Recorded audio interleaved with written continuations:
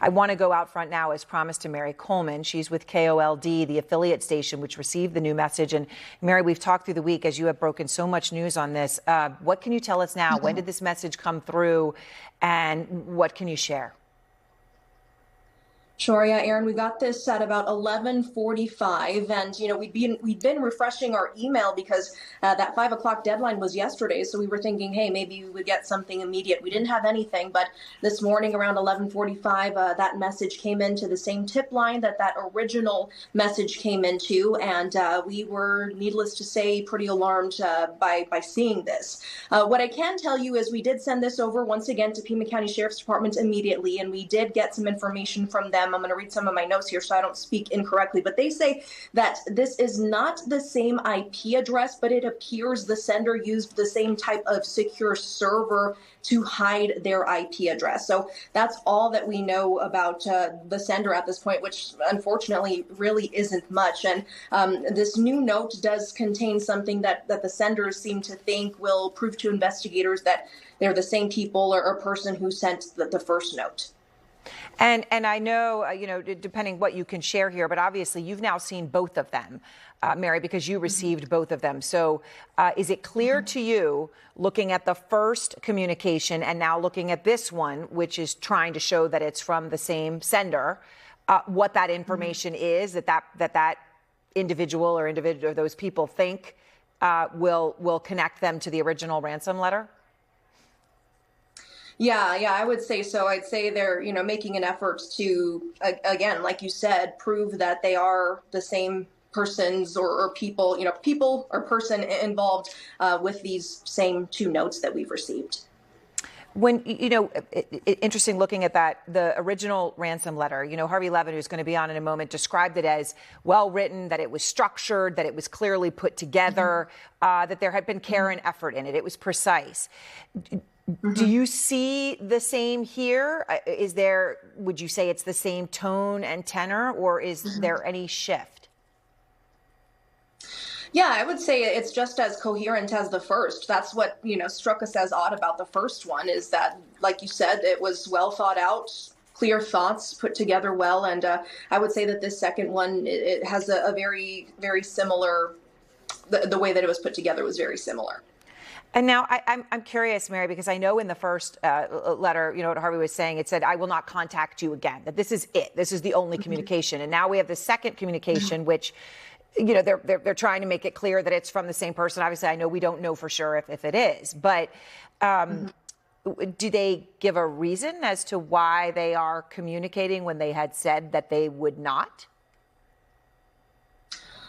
Not necessarily a reason, but I will say that this one also has some sensitive information in it that unfortunately I can't share at this moment. Again, we're relying on FBI and PCSD to take that information and figure out the legitimacy of this one as well. But yeah, again, some of that information is just, it's very sensitive. Right. No, I understand. And you've got to, share what law enforcement says that you can. Was it longer, shorter, the same in terms of the length of it, or was it, are you able to characterize that at all? I would say a little bit shorter than the initial one. And just in terms of, we understand that the initial one had obviously a very substantial ransom demand and these two deadlines, right? One of which was last night. And then another one of which was far more consequential, was Monday. Did any of that change in this one? I will say, the FBI and PCSD were classifying the first as a ransom note. And I will say that I don't think that they will classify this second one as a ransom note. That's the best way I can characterize that. Okay. Is there anything you can do to just have us understand that better, that would stay within, of course, Mary, what you're able to share?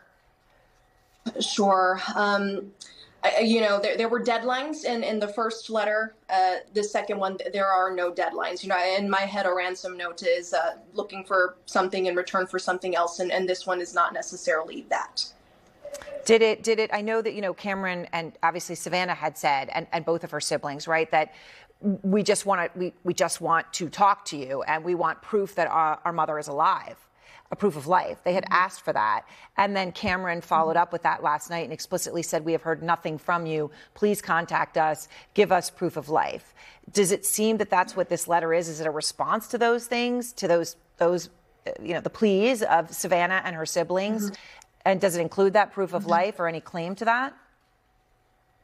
I can't disclose whether it includes that, but I will go as far as to say that it does seem like it is a response to some of those videos that were made. Okay.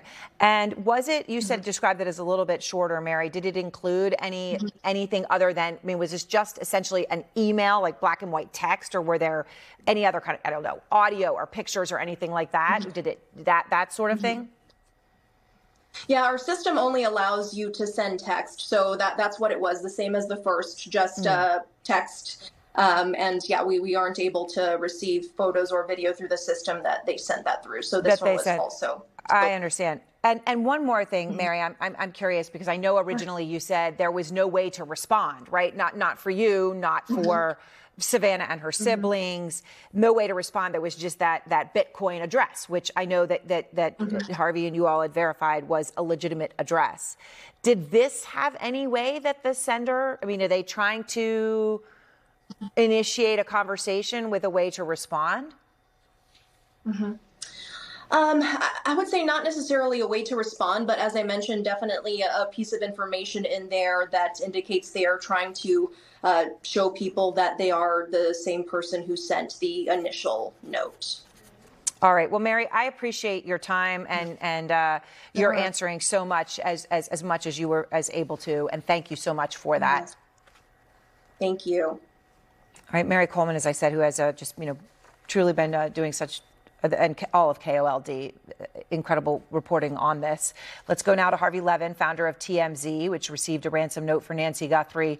Harvey, you just heard what Mary had to say, all the details that she was able to share, and you having the context of seeing that original letter. Okay, what do you hear from Mary? She sounds somewhat alarmed when she kind of describes as much as she said she could.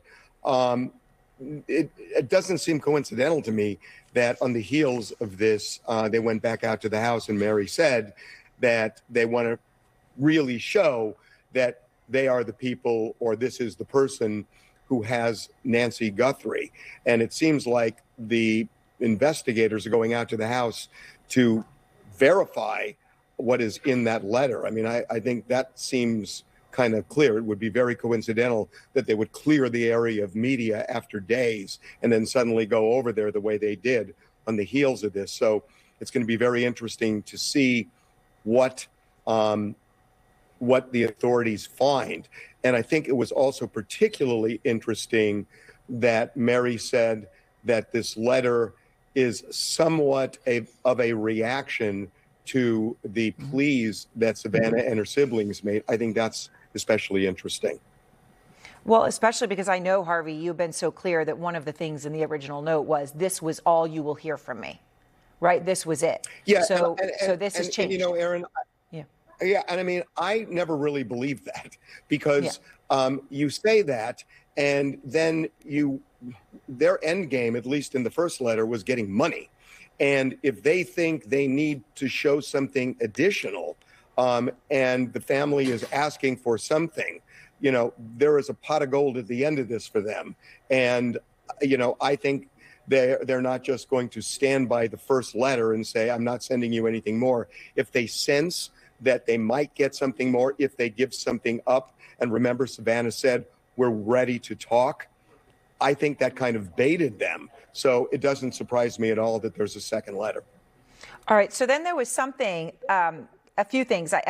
You had said there were things in the original letter, which, if we were trying to figure out if that were real, that stood out, right? One of them, obviously, the floodlight, but another was the Apple Watch that she was wearing, and specifically its location, in the home. So Mary is reporting that the new letter the sender is trying to make it clear